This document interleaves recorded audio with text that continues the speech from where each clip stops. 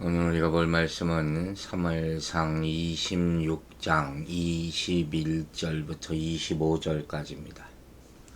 사무엘상 26장 21절부터 마지막 절 25절까지만 읽겠습니다. 사울이 이르되 내가 범죄하였도다. 내 아들 다윗아 돌아오라. 네가 오늘 내 생명을 귀하게 여겼은즉 내가 다시는 너를 해하려 하지 아니하리라. 내가 어리석은 일을 하였으니 대단히 잘못되었도다 하는지라. 다윗이 대답하여 이르되 왕은 창을 보소서. 한 소년을 보내어 가져가게 하소서. 여호와께서 사람에게 그의 공의와 신실을 따라 갚으시리니 이는 여호와께서 오늘 왕을 내 손에 넘기셨으되 나는 손을 들어 여호와의 기름 부음을 받은 자 치기를 원하지 아니하였음이니이다. 오늘 왕의 생명을 내가 중히 여긴 것 같이 내 생명을 여호와께서 중히 여기셔서 모든 환난에서 나를 구하여 내시기를 바라나이다 하니라. 사울이 다윗에게 이르되 내 아들 다윗아 내게 복이 있을지로다. 내가 큰 일을 행하겠고 반드시 승리를 얻으리라 하니라. 다윗은 길을 가고 사울은 자기 곳으로 돌아가니라. 아멘. 사울과 다윗의 이런 안타까운 만남의 모습들이 또 헤어짐으로 끝나게 됩니다. 25절 마지막에 자기 곳으로 돌아갔다. 자기 길로 갔다. 이 말이 또 우리가 보겠지만 가슴 아픈 그런 헤어짐의 모습이죠. 전에도 이와 같은 모습이 있었죠. 결론은 같이 가지 않았다. 이게 가슴 아픈 겁니다. 자, 21절부터 사울의 고백을 보겠습니다. 내가 범죄하였도다. 내 아들 다윗아 돌아오라. 이렇게 사울은 또 말합니다. 사울은 두 번째로 자신을 살려준 다윗 앞에서 자신의 그의 죄를 고백하는 거예요. 내가 다시는 너를 해하지 아니하리라. 내가 어리석은 일을 하였으니 대단히 잘못되었도다. 이 참 고백할 때 보면 사울은 참 솔직해요. 그러니까 우리가 계속 그런 얘기를 하잖아요. 이 사람이 왔다 갔다 하나보다. 정신이 들었다 나갔다 하나보다. 그리고 다윗에게 돌아오라 이렇게 말하는데 누가 이런 사울을 믿고 돌아오겠냐는 거예요. 표현이나 말들을 보면 굉장히 진실돼 보여요. 내 아들 사울아. 또 내 아들을 불러요. 그러니까 이런 표현은 다윗에 대해서 하등의 적의가 없다는 것을 강조하기 위한 표현이겠죠. 돌아오라는 것은 옛 직책의 복귀를 가리키고 또 아들로서의 위치도 포함되어 있을 것이고 그 순간만큼은 또 궁극적으로 이방 땅으로 도망갈 필요가 없음을 얘기하는 게 아니겠습니까? 지금 다윗에게 기브아로 돌아오라고 청한 것은 그를 보호해주겠다는 그런 의미가 사실은 포함된 거예요. 우호적인 마음이죠. 그러나 사실 그가 돌아왔다면 어떻게 됐을 것 같아요? 언제 또 사울이 변할지도 모르는 그런 것이고, 또 한 가지 난감한 상황은 다윗이 아내를 이미 다른 남자에게 줬거든요. 이게 아직도 제정신이 아니라 순간적인 감정적인 얘기라는 거죠. 그런데 말하는 걸로 봐서는 다윗의 호소에 18장부터 20절까지 있었던 그런 호소에 전적으로 수긍하는 그런 모습이 나타나요. 그리고 자신의 행위를 철저하게 반성하는 듯하게 보여요. 즉 다윗을 죽이기 위하여 추격했던 자신의 행위를 범죄로 여기고, 그게 첫 번째. 두 번째, 어리석은 일이라고 표현하고 또 대단히 잘못했다라고 또 고백하고 있어요. 그러니까 이런 점들을 보면 단순히 다윗을 자기보다 의롭다고 여긴 엔게디 동굴에서의 사건 직후보다 훨씬 더 고무적이라고 볼 수도 있다는 거예요. 진짜 변했나? 이렇게 생각할 수도 있어. 그 이와 같이 여기까지만 보면, 이 모습만 보면 다윗의 진심 어린 간청에 사울이 자신의 잘못을 인정한 듯 보이기도 합니다. 즉 다윗이 자신을 창으로 찔러 죽일 수 있음에도 죽이지 않고 자신의 생명을 지켜준 것을 알았기 때문에 정말 자기를 보호할 사람은 다윗입니다. 2번씩이나 자신을 죽일 수 있었잖아요. 근데 자신을 주의 종으로 인정하고 죽이지 않았다 하는 것을 깨닫고 마음 깊이 받아들인 듯한 모습이죠.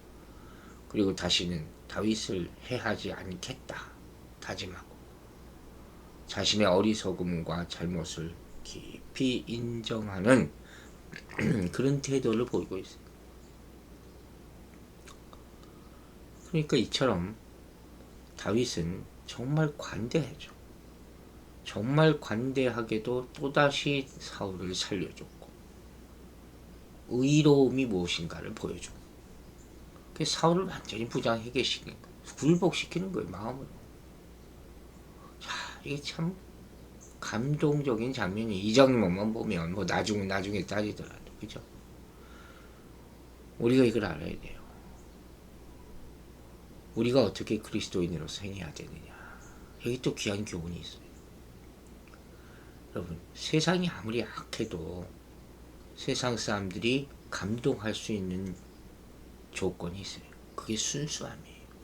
순수한 거룩함. 이해가 가십니까? 우리가 성령 하면 세상 사람들은 모르잖아요. 그걸 이렇게 한번 표현해 보려는 거예요. 그리고 저기를 품은 사람들도 겸손한 마음, 친절한 마음에는 무너질 수 있다. 속으로라도 감탄할 수가 있다. 하는 거예요. 마음에 약간이라도 진동이 있을 수가 있다. 사울은 이 순간만큼은 다윗이 정말로 하나님의 사람이라는 것을 알았을 거예요. 그리고 상대적으로 자신은 그렇지 못하다 하는 것을 깨달았겠죠. 문제는 이런 상황이 있을 때 깊이 깨달아야 돼.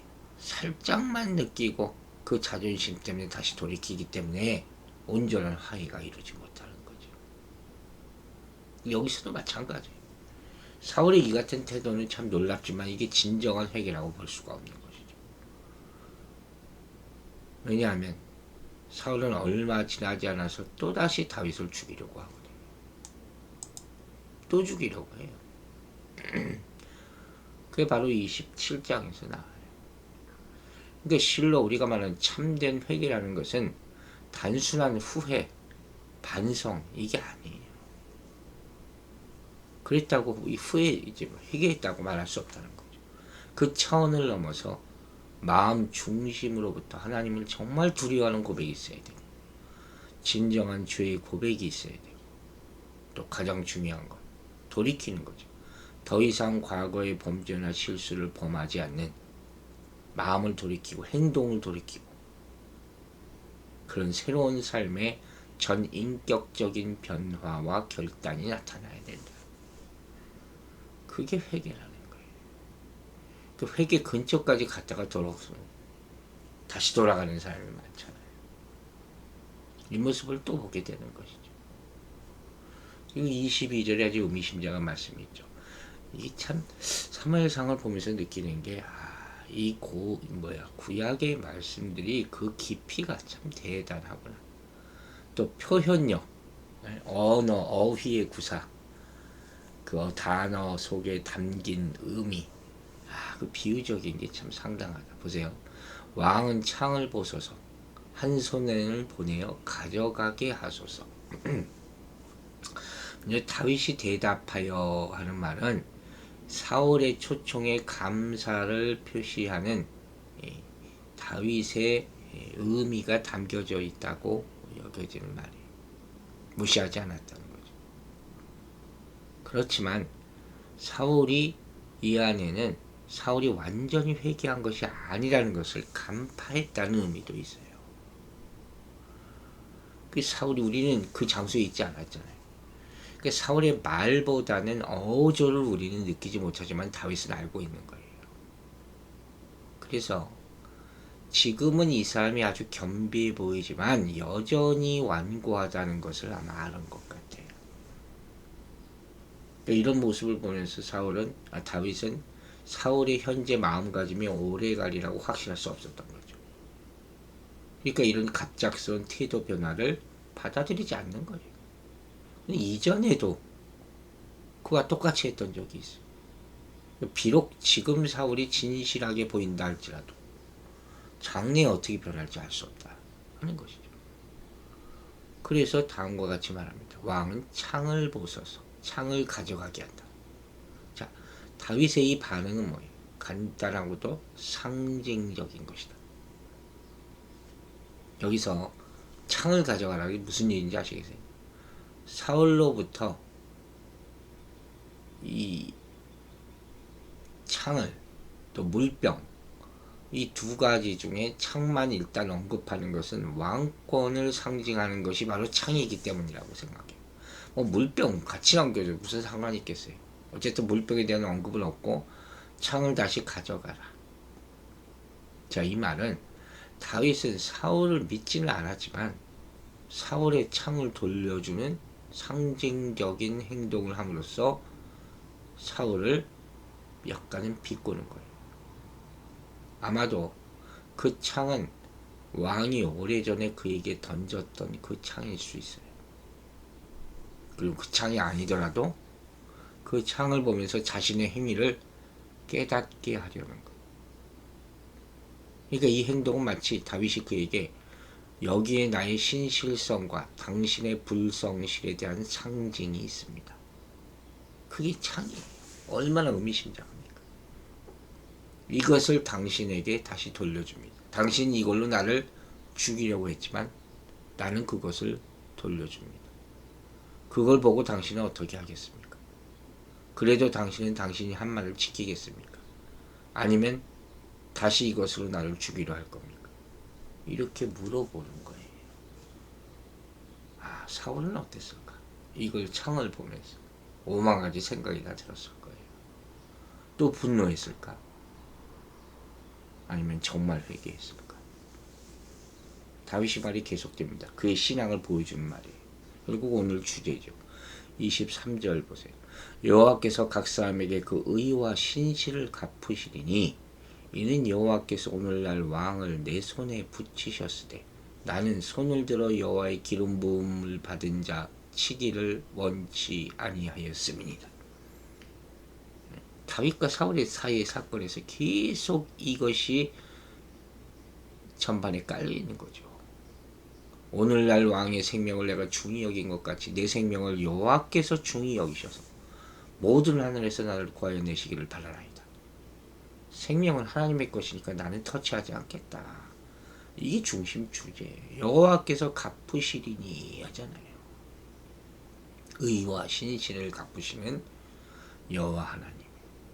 엔게디 동굴 사건 직후의 모든 일에 대해서 여호와께서 심판해 줄 것을 다윗이 간구한 것처럼 여기서도 다윗은 사울에 대하여 공의로운 처신을 한 자신에게는 상급이 있고 다윗 자신에게 불의를 행한 사울에게는 상급이 없고 징벌이 있다. 이것을 말하는 거예요. 이 말은 자화자찬이 아니에요. 사실을 말하는 게 진실을 말하는 거예요. 하나님의 공의로운 말하는 거죠. 하나님을 향한 자신의 순수한 선한 양심의 선언이죠. 공의와 진리의 하나님을 전적으로 의뢰하는 믿음의 고백이라고 하시고 우리는 이런 고백을 할 수 있어요. 하나님 앞에 가서 내가 진실하다면 나를 보호해 주시고 나를 공격하는 대적들을 처벌하여 주시옵소서. 그런 기도가 시편에도 많이 나오지 않습니까?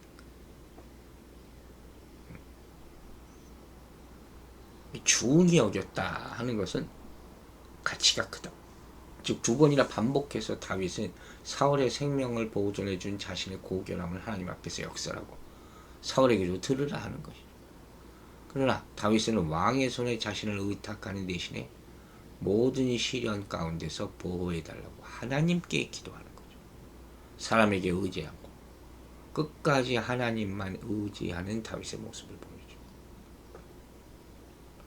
모든 환난에서 나를 구하여 내시기를 바라나이다. 믿음의 고백이죠. 사울의 반성과 태도 전환에도 불구하고 다윗이 사울로 인하여 여전히 두려워하고 있다는 것도 보여주는 거죠. 여기서 환난이라는 것은 말할 것도 없이 사울이 다윗을 죽이려고 하는 거예요. 그럼 또 도망가야 되니까. 마지막으로 사울이 얘기합니다. 다윗에게 이르되 내 아들 다윗아 내게 복이 있을지로다. 내가 큰 일을 행하였고 반드시 승리를 얻으리라 하니라. 다윗은 자기 길로 가고 사울은 자기 곳으로 돌아가니라. 마지막으로 다윗을 내 아들이라고 사울은 또 부릅니다. 그러면서 그를 축복해요. 이 순간만큼은 또 악을 선으로 갚은 다윗에게 감동을 받아서 진심으로 축복한 것처럼 보입니다. 내가 큰 일을 행하겠고, 구체적으로는 다윗이 이스라엘의 왕이 될 것을 가리키는 것이겠죠. 또한 왕이 된 후에 훌륭한 업적을 남길 것을 뜻하는 말도 될 수 있어요. 지금 사울이 그걸 다 알고 있었다는 것이 더 놀라워. 반드시 승리를 얻으리라. 이 말 역시 엔게디 동굴 사건 직후의 말과 연관시켜 생각해 볼 때 다윗이 사울 자신을 포함한 모든 대적을 꺾고 이스라엘 왕위에 오를 것을 가리킨다고 볼 수가 있죠. 그리고 나서 사울은 돌아갔다. 다윗도 돌아갔다. 성경의 이별 장면을 묘사할 때마다 나오는 전형적인 표현이죠. 여기서 그러는 이 표현은 사울과 다윗이 아직 화해하지 못한 사실을 암시해 주는 거예요. 서두에서 제가 얘기했잖아요. 사울과 다윗의 마음을 하나 되지 못하는 거예요. 그러니까 각기 자기 길을 따로 가야만 하는 거예요. 하나 됐다면, 서로 진정으로 화해했다면 함께 갔다, 이 말이 나왔어야 된다. 사울은 자신이 죽이려고 했던 다윗의 선한 마음으로 인해 죽음의 위기를 넘기게 되죠. 아마도 사울은 그때 다윗과 비교되는 자신의 모습을 봤을 거예요. 질투와 두려움의 노예가 돼서 다윗을 죽이는 일에 혈안이 된 자신의 모습이 얼마나 추하게 느껴졌을까. 결국 다윗은 선으로 악을 이긴 사람이 되었고, 사울은 이 감동을 받아서 마음속의 선을 잠깐이라도 되찾아 다윗을 축복하고 그의 미래에 대해서 예언하는 그런 장면이죠. 하지만 오래지 않아 사울은 마음을 다시 또 바꾸고 다윗을 또 추적을 합니다. 그는 성령의 사람이 결국 아니었어요. 시기와 살인의 영에 끌려다니는 사람입니다. 성령 충만하다는 건 뭡니까? 그 상태가 지속적인. 우리는 그래서 성령을 따라 육체의 소욕을 거스르며 살아야 된다. 갈라디아서 5장 17절 말씀합니다. 안타깝게도 사울은 하나님의 진리를 알고 있었어요. 그러면서도 마음을 바꾸지 못해요. 이게 우리 문제라고 그랬잖아요. 몰라서가 아니라니까요. 알고도 죄를 져요. 1년도 채 못 돼요. 길보아 산 전투에서 자결을 하고 맙니다. 계속해서 악한 길을 간 거예요. 결국 회개하고 마음을 돌이킬 수 있는 또 한 번의 기회가 그냥 날아가 버리고, 훌륭한 말을 했어요. 회개는 아니지만. 그러나 그의 마음은 다시 완악해지고 말았다. 실로 하나님을 믿지 않는 어리석은 자일 뿐만 아니라 하나님의 뜻을 결국 거역한 사람이 되고 말았다 하는 것입니다. 여기서 우리가 중요한 교훈을 얻습니다. 먼저 다윗은 하나님의 진리를 주장하는데 계속 포커스를 맞추고 있다는 것. 그는 진정으로 하나님 중심의 사람이었어요.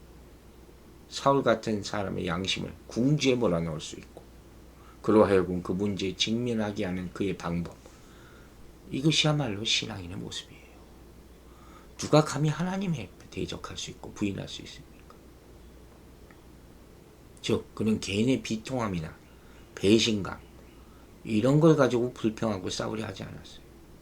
여러분, 우리는 항상 하나님께 죄를 구하고 하나님의 심판에 맡겨야 된다는 것이죠.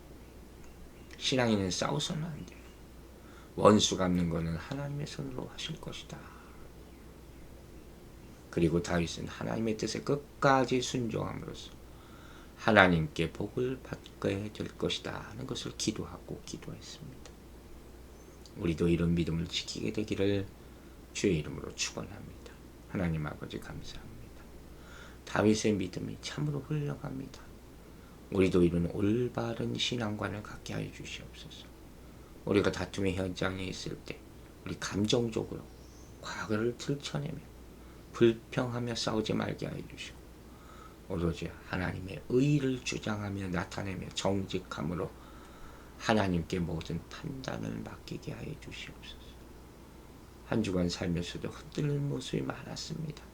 근심과 걱정이 우리를 살려줄 수 없다는 것을 다시 한번 깨닫게 하여 주시고 오로지 굳건한 믿음으로 흔들리지 않는 믿음으로 주님께 의지하면서 또 새로운 한 주를 준비하게 하여 주시옵소서.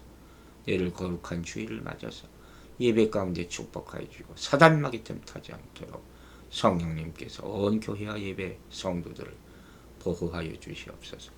감사드리며 예수 그리스도의 이름으로 기도했습니다. 아멘.